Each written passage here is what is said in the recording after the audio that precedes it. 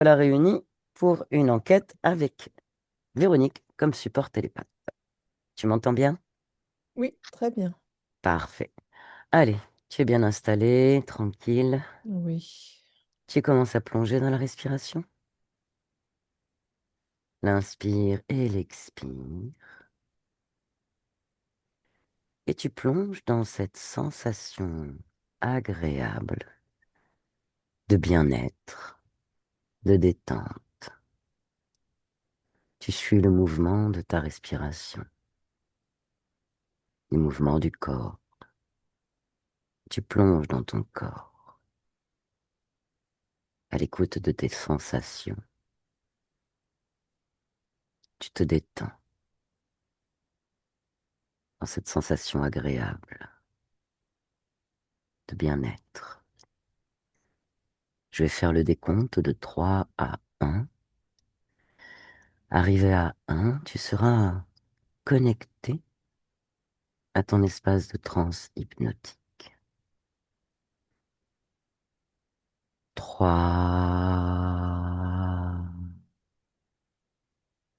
Tu plonges profondément dans ton corps, dans tes énergies, dans ton espace. La respiration s'harmonise, les battements de cœur ralentissent et tu commences à ressentir cette légèreté et cette lourdeur. Les énergies s'allègent, le corps devient plus lourd et tu te sens bien. 2. Tu plonges encore plus profondément et tu ressens ces deux états où tu es ici et ailleurs, sereine, totalement décontractée. Tu te sens agréablement bien. 1.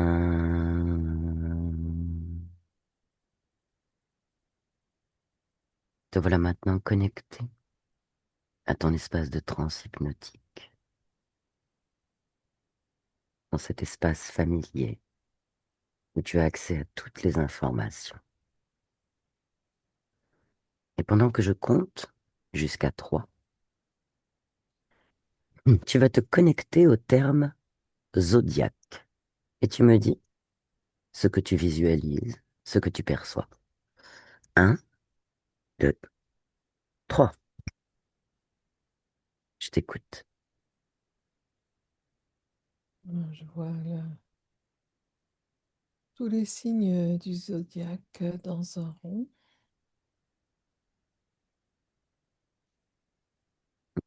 Là,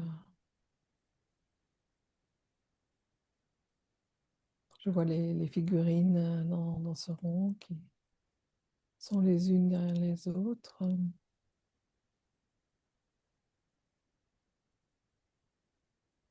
D'accord. On va continuer l'exploration. Le zodiaque est décrit comme une étendue de la sphère céleste de notre galaxie, dans lequel il y a des rayons arbitraires sur la surface de celle-ci, où sont projetées les étoiles. Quelles informations ésotériques peux-tu recueillir à propos de cette description?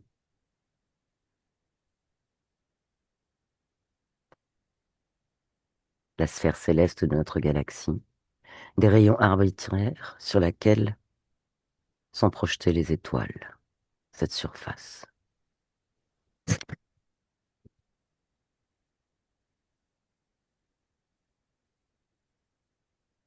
Et ce sont à nouveau des programmes. Mhm.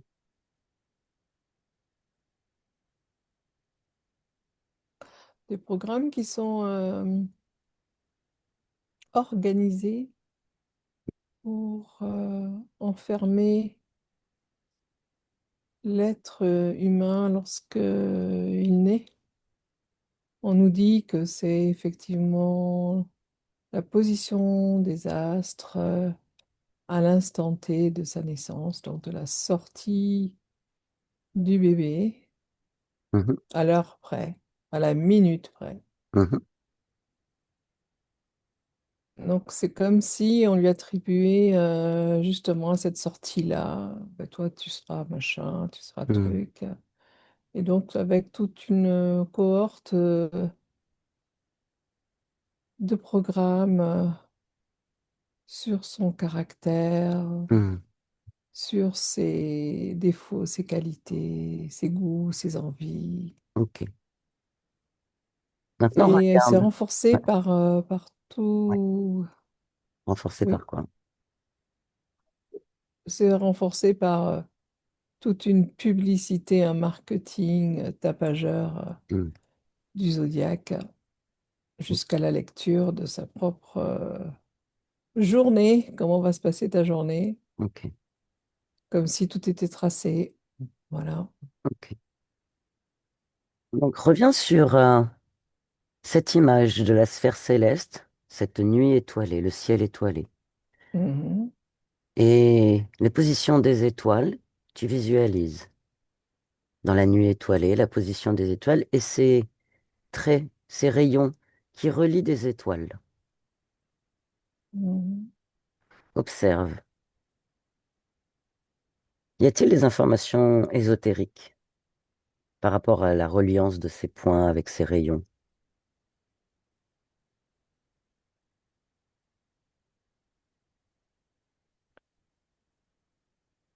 En fait, ça aussi, c'est un programme Mhm, qui permet de relier telle étoile à telle étoile, tel astre à tel astre, mhm, suivant leur position dans le ciel, mais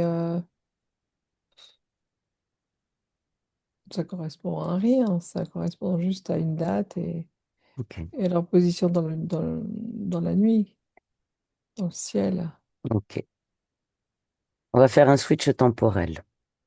Tu vas Mhm. aller à la naissance du zodiaque, de l'astronomie, à la naissance du zodiaque et de l'astronomie, et la raison de sa création.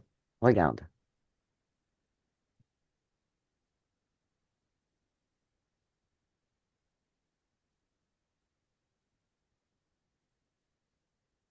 C'est bien plus vieux que Nostradamus, Mhm, bien plus vieux que la nuit des temps, puisque en fait, dès qu'il y a eu un homme sur Terre, il a regardé en l'air mhm, le soleil et la lune. mhm, Et la position des astres, des étoiles mhm, par rapport aux saisons. Donc, c'est lui qui a fait le lien avec la position du soleil dans la journée, de la lune le soir, etc. Pour pouvoir se diriger, par exemple, mais aussi pour savoir si, enfin, il le sait bien si on est il savait bien à l'époque si on était en automne ou en hiver, mais il se reportait au ciel pour savoir plein de choses, l'aspect météorologique, l'aspect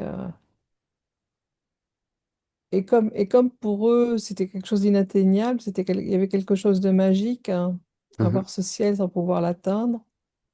Oui, Donc, comme on cherche toujours à l'extérieur de soi mhm, à comprendre qui on est et où on va, ils ont commencé à poser les jalons de l'astrologie. Suivant les saisons, le bébé est né plutôt au printemps, à l'automne, en hiver, mhm, etc. Et donc, ça a commencé comme ça. Et comme les entités, elles, ne se privent pas pour nous prendre toutes nos pensées, voire toutes mhm. nos actions, eh ben, elles se sont dit, c'est une bonne occasion, tiens. Ok. Donc, pour toi, est-ce qu'il existe, en observant, un lien entre le zodiaque, les constellations et les signes du zodiaque? Dis-moi tout ce que tu perçois à ce sujet.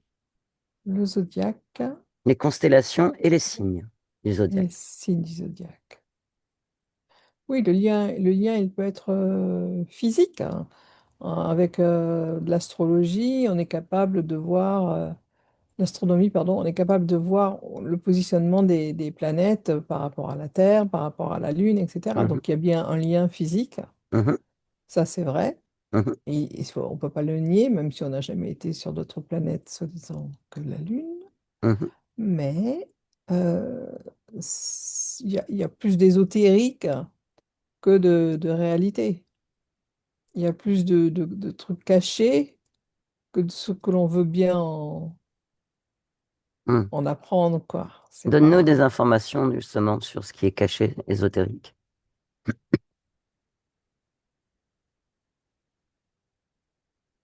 En fait, les entités, elles ont du mal à nous contrôler. D'accord. On est plus ou moins incontrôlable dans le sens où, heureusement, notre conscience et notre mental nous fait réfléchir, nous fait penser par nous-mêmes. Mhm, Même si on est formaté, il y a quand même des échappées notoires. Et donc, elles se sont dit que c'était un bon moyen de nous contrôler en nous mettant dans des catégories et en nous faisant croire que bah, on ne peut pas s'en sortir puisque on est né tel jour, personne ne l'a décidé. Alors que si, je pense qu'on nous-mêmes, nous le décidons, notre âme, elle décide quand est-ce qu'elle a envie de sortir dans ce corps. Mais bon, le fait est que les gens pensent, pour la majorité, que ils n'ont pas décidé ni le jour de leur naissance, ni quoi que ce mhm, soit. mhm, Puisque c'est leurs parents qui les ont conçus, les parents n'ont pas fait attention de la façon dont ils les avaient conçus, quel jour, etc. Donc tout paraît comment dire, comme une Aléatoire. aléatoire, comme bon, c'était comme ça, c'était l'été, ils étaient fous amoureux, ou pas du tout, c'est un accident, ou pas du tout, Mhm, c'était je suis la source, le mhm, résultat d'un viol. Enfin, il y a tellement de possibilités de naissance, mhm, c'est tellement compliqué. Mais au moins, tout le monde se raccorde sur le fait que on est tel jour, telle date, mhm. tel mois, telle date, et donc les planètes est alignées comme ça. Ce qui est Ok. vrai Mhm, dans l'astronomie, c'est mhm, vrai. mhm. Mais tout ce qui en découle après, c'est pure invention. D'accord. Alors pourquoi la zodiacale est-elle divisée en 12 secteurs? Pourquoi 12 secteurs dans la ceinture zodiacale que l'on voit?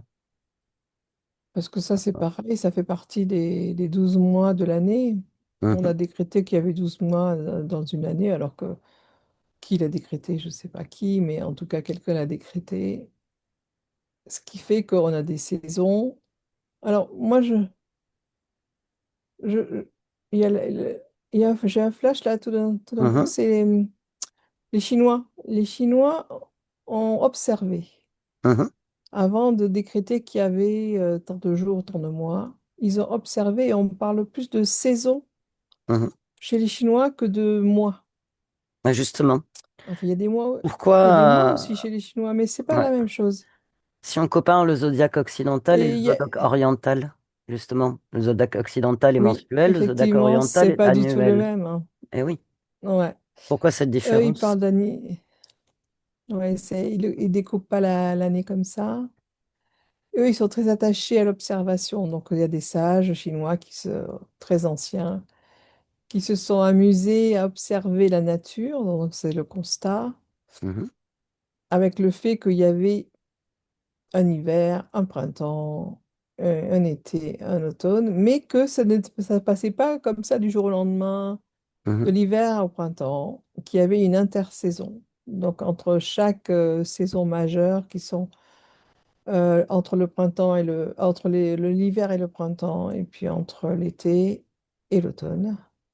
Il y mhm, a deux intersaisons majeures qui font que effectivement, ça se passe, c'est lissé sur 15 jours à 3 semaines, et on parle d'un mois d'intersaison, en fait. Enfin, c'est pas un vrai mois, puisque mhm, entre 15 jours et 3 semaines.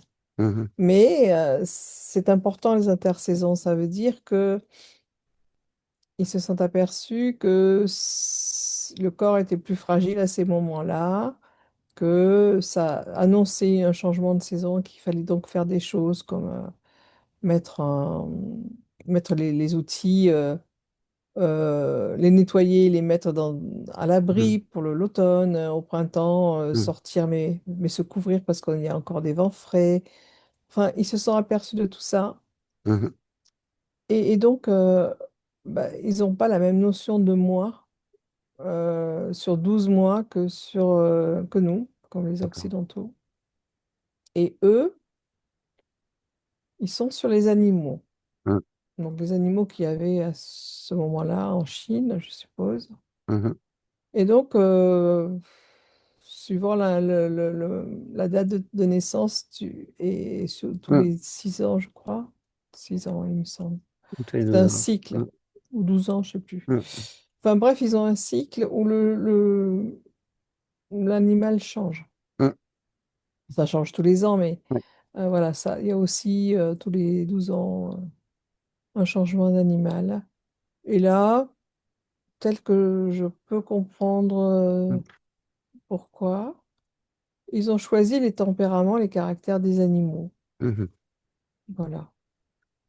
On va revenir sur le segment des 12 secteurs Ouais, en zodiaque occidental. À l'origine, oui. il y avait une constellation du zodiaque, une 13e constellation qui s'appelait Ophiuchus. Cherche pourquoi elle n'a pas été retenue pour que ce soit le nombre de 12 qui soit retenu. Il y a cette 13e constellation qui n'a pas été retenue. Pourquoi?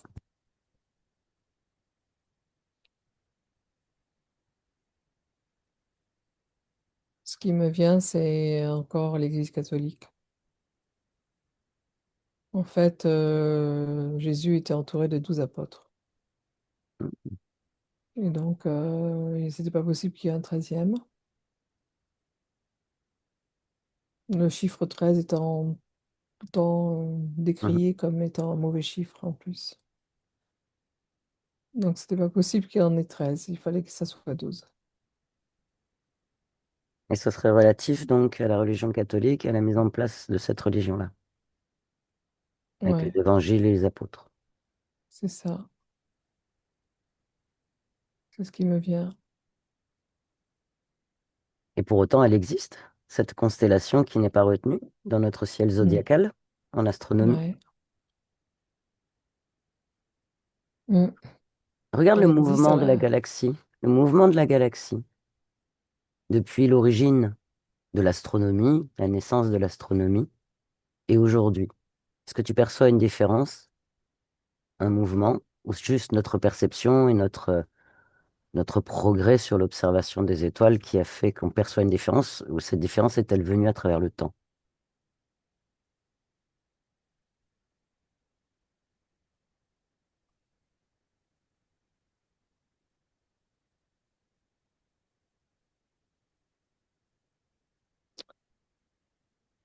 Je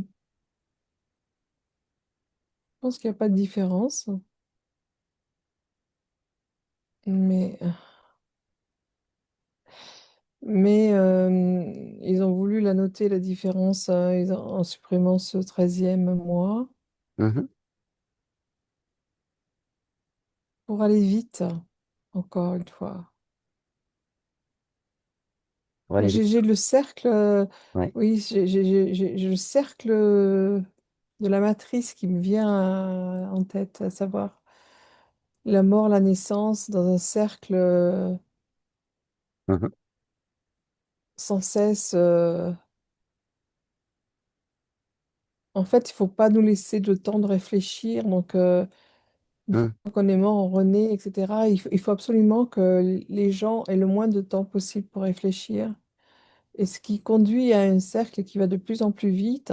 Mhm. Donc 13 mois, ça voudrait dire on a plus de temps.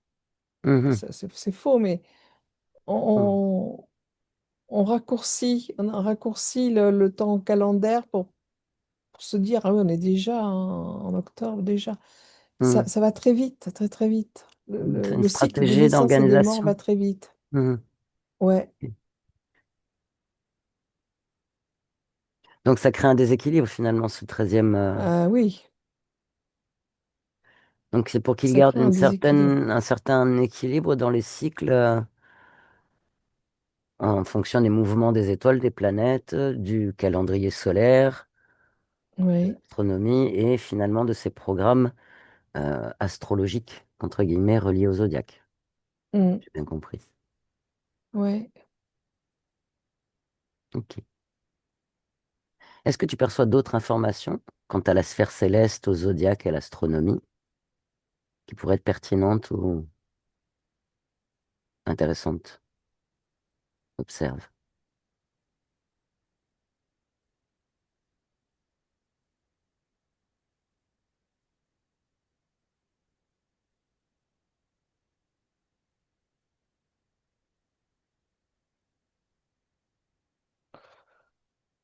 Même la lune est un leurre. Mhm, La lune,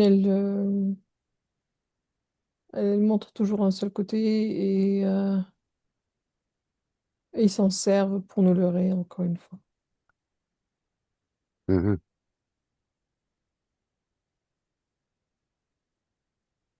Observe maintenant l'astronomie. Alors, c'est... Ouais, oui, je Oui. t'écoute. Vas-y, vas-y, vas-y. euh, En fait, la Lune joue un rôle énorme au niveau physique sur les marées, tout ce qui est eau. Mhm, Donc ça, on peut le voir, c'est vrai. Mais, mais c'est pas une planète à part entière. Elle a été fabriquée. C'est pas quelque chose de naturel, quoi. Sa position n'est pas naturelle. Elle ne tourne pas sur elle-même. On voit qu'un seul côté. mhm, ouais, Mais ça aussi, c'est pour nous faire croire que voilà, la nature est là, donc tout est beau dans la nature, etc. mhm. Mais non, non, c'est pas ça. C'est pas ça. Maintenant, observe l'astronomie dans toutes les cultures de la planète. Hémisphère Mm. nord, hémisphère sud. Observe la différence justement du zodiaque et de l'astronomie de la perception. Qu'est-ce que tu perçois à ce sujet? Une différence d'astrologie justement. Tibétaine, chinoise, mais aussi africaine, maya. Pourquoi ces différences? Je dirais que c'est juste une différence de culture, mais le résultat est le même. Ok. C'est que tous, on voit certainement les planètes différemment d'un endroit de la Terre ou d'un autre, ça c'est clair. Et il y a effectivement des planètes qui sont vues partout. Mais c'est pour le même résultat, peu importe que ce soit la même chose, enfin, que ce soit pas la même chose, pardon, en termes d'astrologie, mais Mhm, en tout cas, c'est pour leurrer les peuples, c'est pour qu'ils... Parce que c'est au-dessus de leur tête, c'est donc à mhm, l'extérieur d'eux et au-dessus, on ne peut pas prouver quoi que ce soit, on n'en a pas les moyens, et donc c'est facile de leurrer tous les peuples, quels qu'ils soient, avec l'astrologie. Très facile. ouais, ça reste des C'est programmes. Ça reste des programmes et puis c'est en dehors du contrôle humain. Même si on peut les Mhm, visualiser, mhm, on peut rien faire de plus que de subir. Donc voilà. Mais j'avoue que ça marche bien, quoi. Dans tous les peuples, même mhm, les plus retirés, ils vénèrent tel ou tel astre mhm. et ça marche, quoi. Voilà. Ouais, Même les Mayas, hein, c'est tous, hein. Il n'y a rien de plus facile, hein, pour contrôler. oui. Que l'inconnu et le mystère. C'est ça. Donner un sens au mystère. Oui. Eh oui. Ok, très bien. On va s'apprêter à revenir. On revient de cet espace-là. Tu déconnectes de tout et de tous. Tu déconnectes complètement de tout, de tous, de toute information. Et tu reviens dans tes fréquences, dans ton espace. Et tu profites de cet instant-là, cet instant privilégié, pour observer tout ton espace. Est-ce que tout te convient? Mhm. Ok. Alors, comme tout te convient, tu profites de cet instant pour booster tes fréquences dans ce qui te paraît le plus juste, le plus agréable, le plus nécessaire, le plus judicieux pour toi. Et tu boostes tes fréquences dans l'harmonie, dans la puissance de ton pouvoir créateur infini et illimité, totalement connecté à tes fréquences. Tu reviens dans ton espace physique. Les pulsations du cœur et la respiration ancrent tes fréquences dans ton espace physique. Et toutes tes cellules physiques se nourrissent à la source de tes fréquences, de ton énergie. Et tu t'alignes complètement à tes fréquences. Et tous tes corps sont alignés dans tes fréquences. Et tu te sens totalement connecté à toi-même. Et tu reviens ici et maintenant dans cet espace-temps avec moi en 2025.